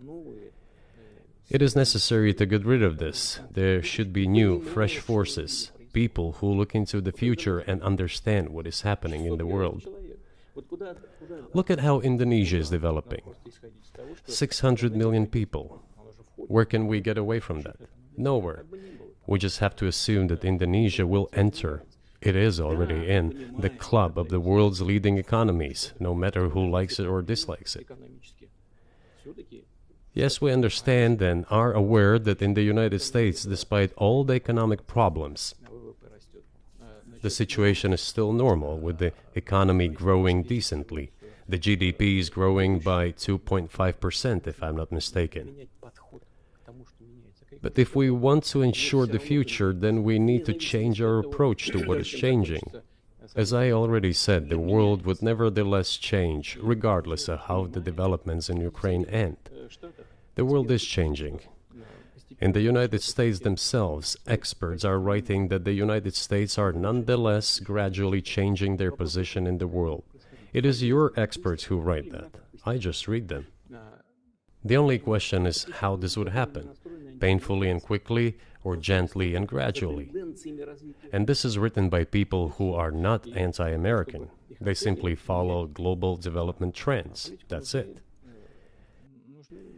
And in order to assess them and change policies, we need people who think, look forward, can analyze and recommend certain decisions at the level of political leaders. I just have to ask, you've said clearly that NATO expansion eastward is a violation of the promise you all were made in 1990. It's a threat to your country. Right before you sent troops into Ukraine, the Vice President of the United States went to the Munich Security Conference and encouraged the President of Ukraine to join NATO. Do you think that was an effort to provoke you into military action?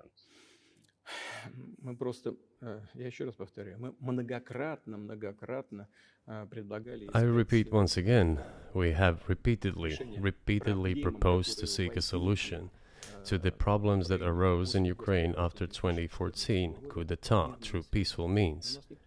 But no one listened to us. And moreover, the Ukrainian leaders who were under the complete US control suddenly declared that they would not comply with the Minsk agreements. They disliked everything there and continued military activity in that territory. Шло освоение этой территории натовскими военными структурами под видом различных центров. And in parallel, that territory was being exploited by NATO military structures under the guise of various personnel training and retraining centers. They essentially began to create bases there. That's all.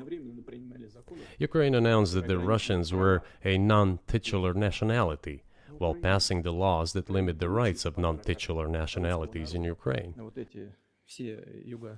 Ukraine, having received all these southeastern territories as a gift from the Russian people, suddenly announced that the Russians were a non-titular nationality in that territory.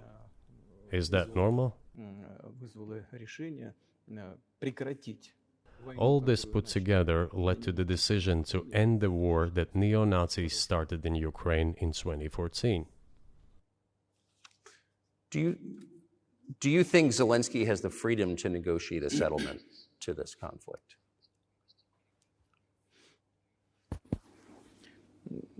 I don't know the details. Of course, it's difficult for me to judge. But I believe he has, in any case, he used to have. His father fought against the fascists, Nazis, during World War II. I once talked to him about this. I said, Volodya, what are you doing? Why are you supporting neo-Nazis in Ukraine today, while your father fought against fascism? He was a front-line soldier. I will not tell you what he answered. This is a separate topic, and I think it's incorrect for me to do so. But as to the freedom of choice, why not? He came to power on the expectations of Ukrainian people that he would lead Ukraine to peace. He talked about this. It was thanks to this that he won the elections overwhelmingly. But then, when he came to power, in my opinion, he realized two things. Firstly, it is better not to clash with neo-Nazis and nationalists, because they are aggressive and very active. You can expect anything from them. And secondly, the US-led West supports them and will always support those who antagonize with Russia. It is beneficial and safe. So he took the relevant position despite promising his people to end the war in Ukraine. He deceived his voters. But do you think at this point, as of February 2024, he has the latitude, the freedom, to speak with you or your government directly about putting an end to this, which clearly isn't helping his country or the world? Can he do that, do you think? Ну, а почему нет? Он же Why not? He considers himself head of state. He won the elections. Although we believe in Russia that the coup d'etat is the primary source of power for everything that happened after 2014. And in this sense, even today, government is flawed. But he considers himself the president, and he is recognized by the United States, all of Europe, and practically the rest of the world in such a capacity. Why not? He can. We negotiated with Ukraine in Istanbul. We agreed. He was aware of this. Moreover, the negotiation group leader, Mr. Arahamiya is his last name, I believe still heads the faction of the ruling party, the party of the president in the Rada. He still heads the presidential faction in the Rada, the country's parliament. He still sits there. He even put his preliminary signature on the document I am telling you about. But then he publicly stated to the whole world, we were ready to sign this document, but Mr. Johnson, then the Prime Minister of Great Britain, came and dissuaded us from doing this, saying it was better to fight Russia. They would give everything needed for us to return what was lost during the clashes with Russia. And we agreed with this proposal. Look, his statement has been published. He said it publicly. Can they return to this or not? The question is, do they want it or not? Further on, President of Ukraine issued a decree prohibiting negotiations with us. Let him cancel that decree, and that's it. We have never refused negotiations, indeed. We hear all the time, is Russia ready? Yes, we have not refused. It was them who publicly refused. Well, let him cancel his decree and enter into negotiations. We have never refused. And the fact that they obeyed the demand or persuasion of Mr. Johnson, the former Prime Minister of Great Britain, seems ridiculous and very sad to me. Because, as Mr. Arahamiya put it, we could have stopped those hostilities with war a year and a half ago already. But the British persuaded us and we refused this. Where is Mr. Johnson now? And the war continues. That's a good question. Where do you think he is and why did he do that?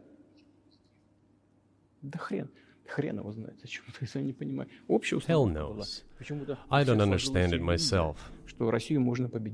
There was a general starting point. For some reason, everyone had the illusion that Russia could be defeated on the battlefield. Because of arrogance, because of a pure heart, but not because of a great mind. You've described the connection between Russia and Ukraine. You've described Russia itself a couple of times as Orthodox. That's central to your understanding of Russia. You've said you're Orthodox. What does that mean for you? You're a Christian leader by your own description. So what effect does that have on you?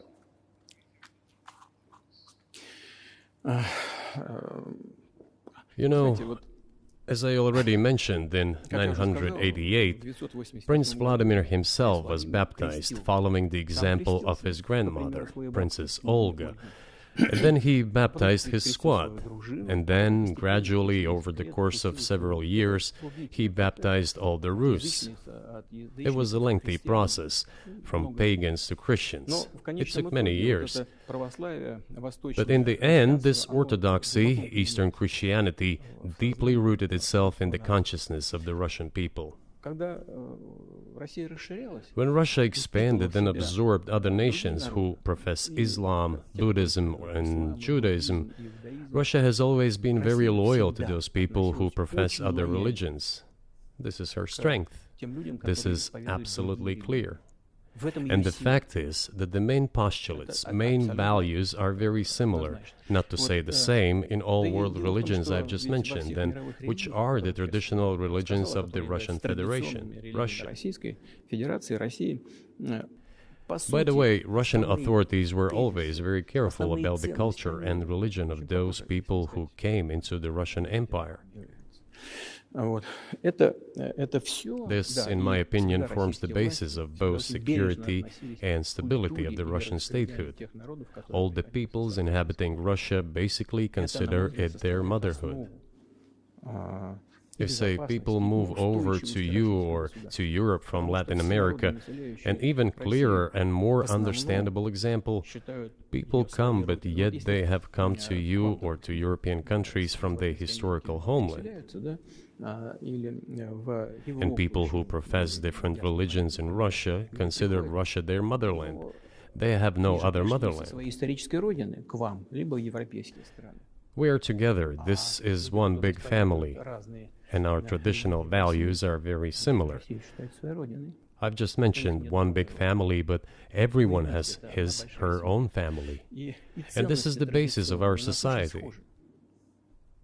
And if we say that the motherland and the family are specifically connected with each other, it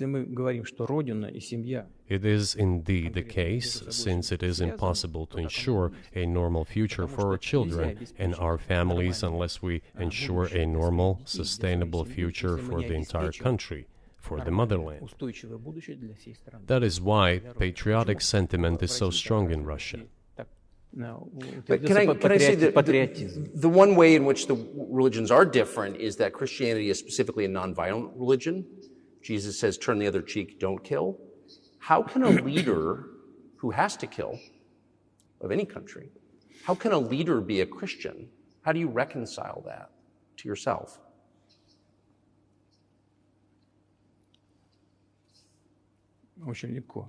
It is very easy when it comes to protecting oneself and one's family, one's homeland. We won't attack anyone. When did the developments in Ukraine start? Since the coup d'etat and the hostilities in Donbass began, that's when they started. And we're protecting our people, ourselves, our homeland, and our future. As for religion in general,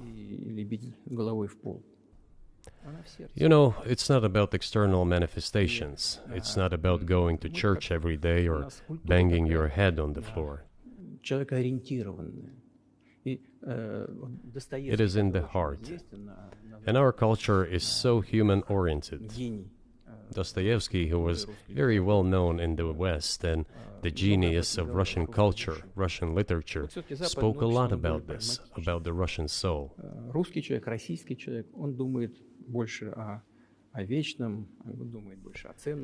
After all, Western society is more pragmatic.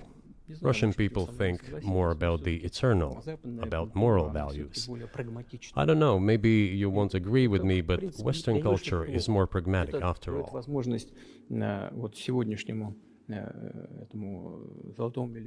I'm not saying this is bad. It makes it possible for today's golden billion to achieve good success in production, even in science and so on. There's nothing wrong with that. I'm just saying that we kind of look the same, but our minds are built a little bit different. So do you see the supernatural at work as you look out across what's happening in the world now? Do you see God at work? Do you ever think to yourself, these are forces that are not human?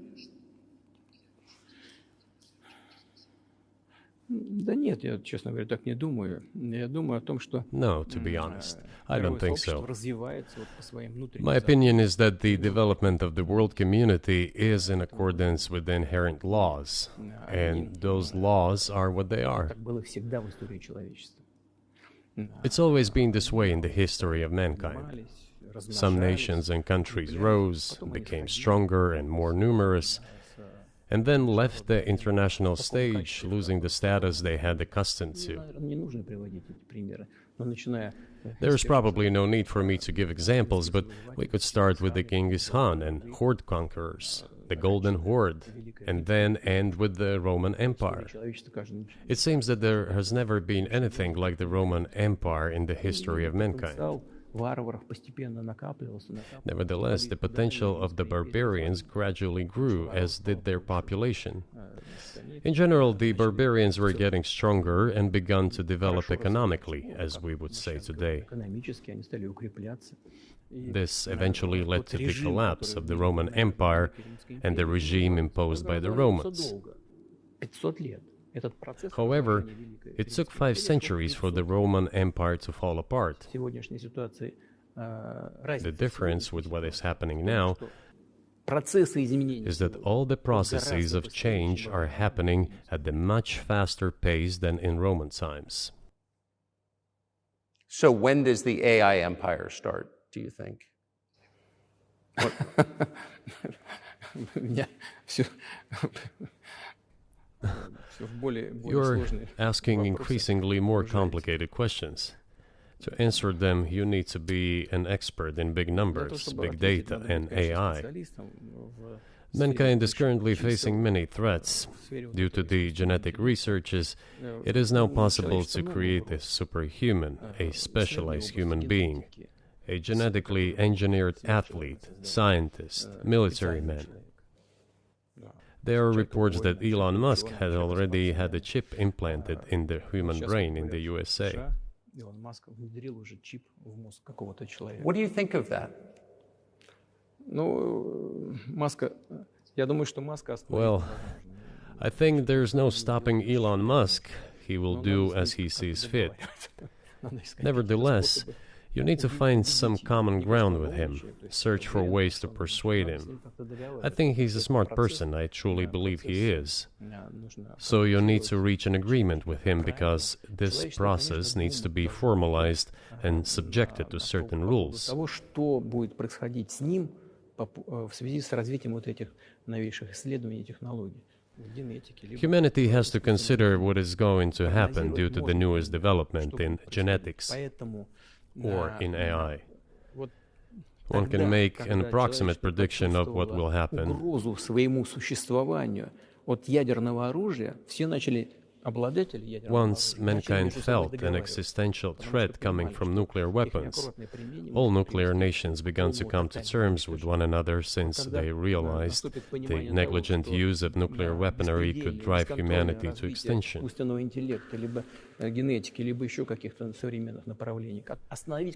It is impossible to stop research in genetics or AI today, just as it was impossible to stop the use of gunpowder back in the day. Исследования все равно будут. Но когда человечество почувствует угрозу для себя... But as soon as we realize that the threat comes from unbridled and uncontrolled development of AI, or genetics, or any other field, the time will come to reach an international agreement on how to regulate these things. I appreciate all the time you've given us. I just got to ask you one last question, and that's about someone who's very famous in the United States, probably not here, Evan Gershkovich, who's the Wall Street Journal reporter. He's 32, and he's been in prison for almost a year. This is a huge story in the United States, and I just want to ask you directly, without getting into the details of it or your version of what happened, if as a sign of your decency, you would be willing to release him to us and we'll bring him back to the United States.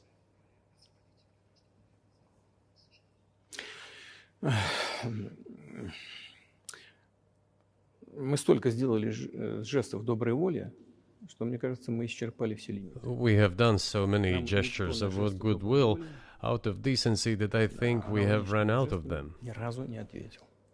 Но we have never seen anyone reciprocate to us in a similar manner.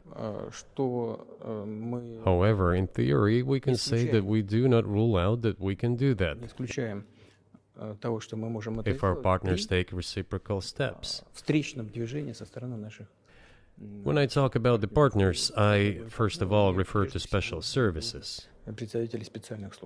Special services are in contact with one another. They are talking about the matter in question. There is no taboo to settle this issue. We are willing to solve it. But there are certain terms being discussed via special services channels. I believe an agreement can be reached. So typically, I mean, this stuff has happened for obviously centuries. One country catches another spy within its borders, it trades it for one of its own intel guys in another country. I think what makes, and it's not my business, but what makes this different is the guy's obviously not a spy, he's a kid. And maybe he was breaking your law in some way, but he's not a super spy, and everybody knows that, and he's being held hostage in exchange, which is true. With respect, it's true, and everyone knows it's true. So maybe he's in a different category maybe it's not fair to ask for somebody else in exchange for letting him out. Maybe it degrades Russia to do that. Вы знаете, можно как угодно говорить, что такое шпион, что не шпион. You can give different interpretations to what constitutes a spy, but there are certain things provided by law. If a person gets secret information and does that in a conspiratorial manner, then this is qualified as espionage. And that is exactly what he was doing. He was receiving classified, confidential information, and he did it covertly. Maybe he did that out of carelessness or his own initiative. Considering the sheer fact, this is qualified as espionage. The fact has been proven, as he was caught red-handed when he was receiving this information. If it had been some far-fetched excuse, some fabrication, something not proven, it would have been a different story then. But he was caught red-handed when he was secretly getting confidential information. What is it then? But are you suggesting that he was working for the U.S. government or NATO, or he was just a reporter who was given material he wasn't supposed to have? Those seem like very different things. Я не знаю, на кого он работал. Но повторяю еще раз. I don't know who he was working for. But I would like to reiterate that getting classified information in secret is called espionage, and he was working for the U.S. Special Services, some other agencies. I don't think he was working for Monaco, as Monaco is hardly interested in getting that information. It is up to special services to come to an agreement. Some groundwork has been laid. There are people who, in our view, are not connected with special services. Let me tell you a story about a person serving a sentence in an allied country of the U.S. That person, due to patriotic sentiments, eliminated a bandit in one of the European capitals. During the events in the Caucasus, do you know what he was doing?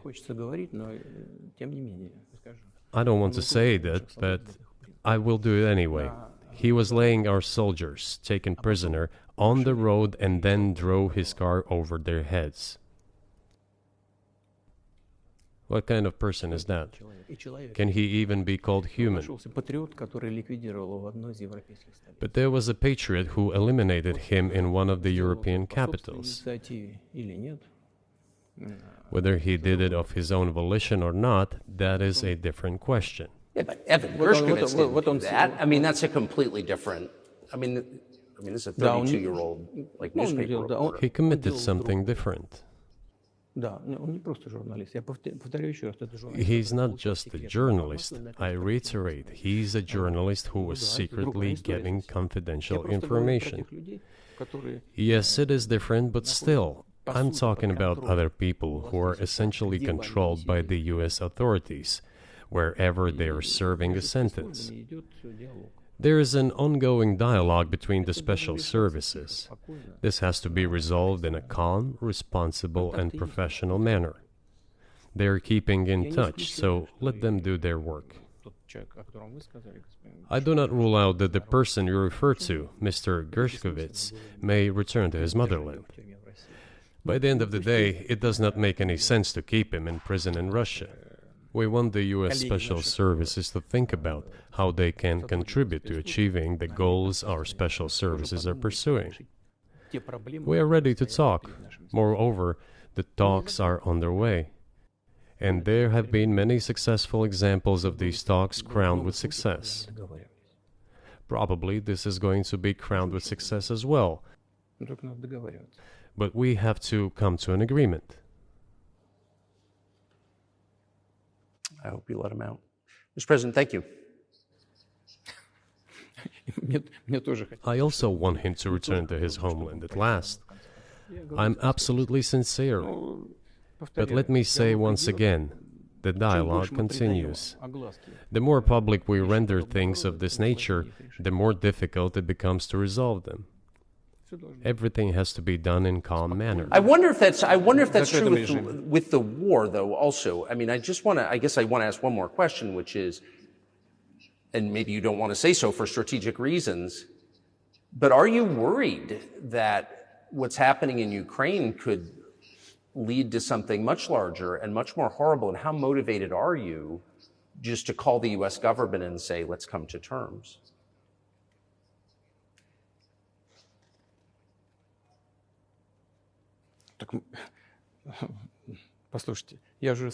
I already said that we did not refuse to talk. We are willing to negotiate. It is the Western side, and Ukraine is obviously a satellite state of the U.S. It is evident.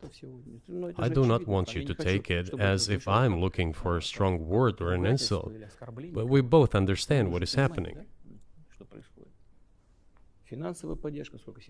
The financial support, $72 billion was provided.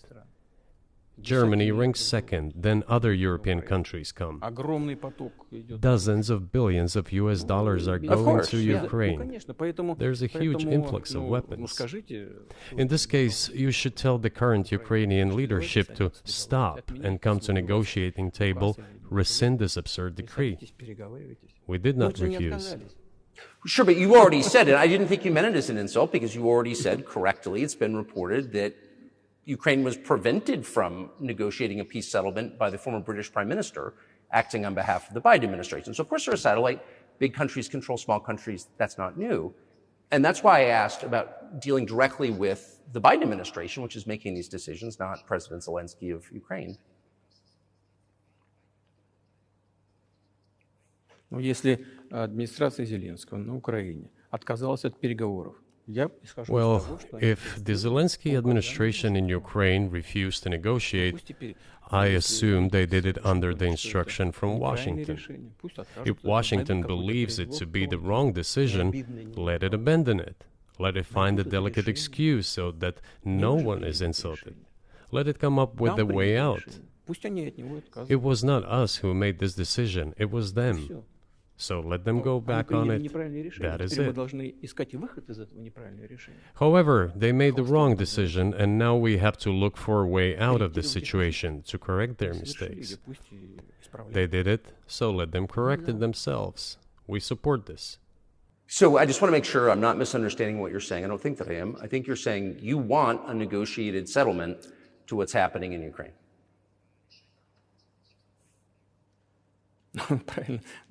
Right. And we made it. We prepared a huge document in Istanbul that was initialed by the head of the Ukrainian delegation. He affixed his signature to some of the provisions, not to all of it. He put his signature and then he himself said, we were ready to sign it and the war would have been over long ago, 18 months ago. However, Prime Minister Johnson came, talked us out of it, and we missed that chance. Well, you missed it, you made a mistake. Let them get back to that, that is all. Why do we have to bother ourselves and correct somebody else's mistakes? I know one can say it is our mistake. It was us who intensified the situation and decided to put an end to the war that started in 2014 in Donbass, as I have already said, by means of weapons. Let me get back to furthering history. I already told you this. We were just discussing it. Let us go back to 1991, when we were promised that NATO would not expand, to 2008, when the doors to NATO opened to the declaration of state sovereignty of Ukraine, declaring Ukraine a neutral state. Let us go back to the fact that NATO and US military bases started to appear on the territory of Ukraine, creating threats to us. Let us go back to coup d'etat in Ukraine in 2014. It is pointless though, isn't it? We may go back and forth endlessly, but they stopped negotiations. Is it a mistake? Yes. Correct it. We are ready. What else is needed? Do you think it's too humiliating at this point for NATO to accept Russian control of what was 2 years ago Ukrainian territory? Я же сказал, I said, let them think how to do it with dignity. There are options if there is a will. Up until now, there has been the uproar and screaming about inflicting a strategic defeat on Russia on the battlefield. Now they are apparently coming to realize that it is difficult to achieve, if possible at all. In my opinion, it is impossible by definition. It is never going to happen. It seems to me that now, those who are in power in the West have come to realize this as well. If so, if the realization has set in, they have to think what to do next. We are ready for this dialogue. Would you be willing to say, congratulations, NATO, you won, and just keep the situation where it is now?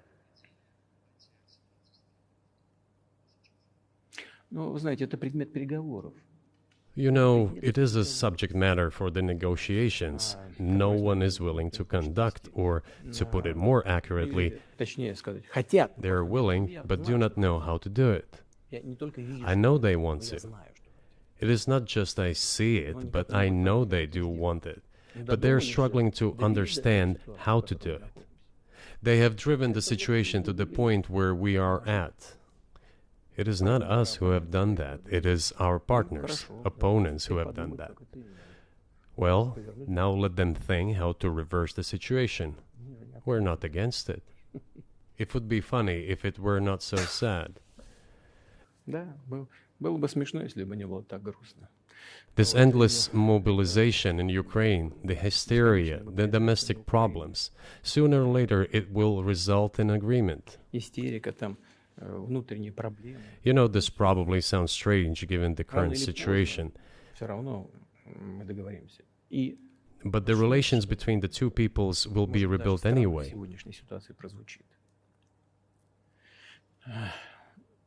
It will take a lot of time, but they will heal.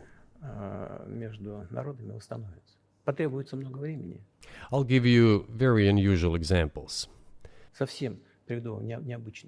There is a combat encounter on the battlefield. Here's a specific example. Ukrainian soldiers got encircled. This is an example from real life. Our soldiers were shouting to them, "There is no chance. Surrender yourselves. Come out and you will be alive."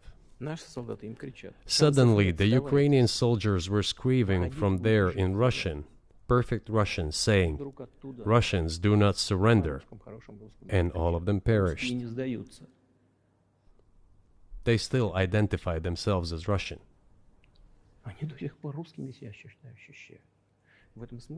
What is happening is, to a certain extent, an element of a civil war.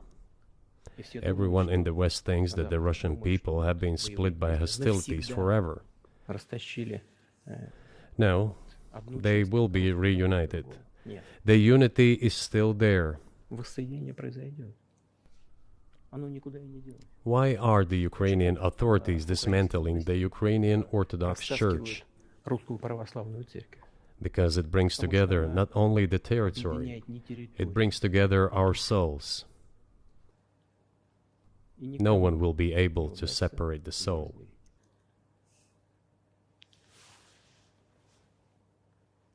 Shall we end here, or is there anything else? No, I think that's great. Спасибо. Thank you, Mr. President.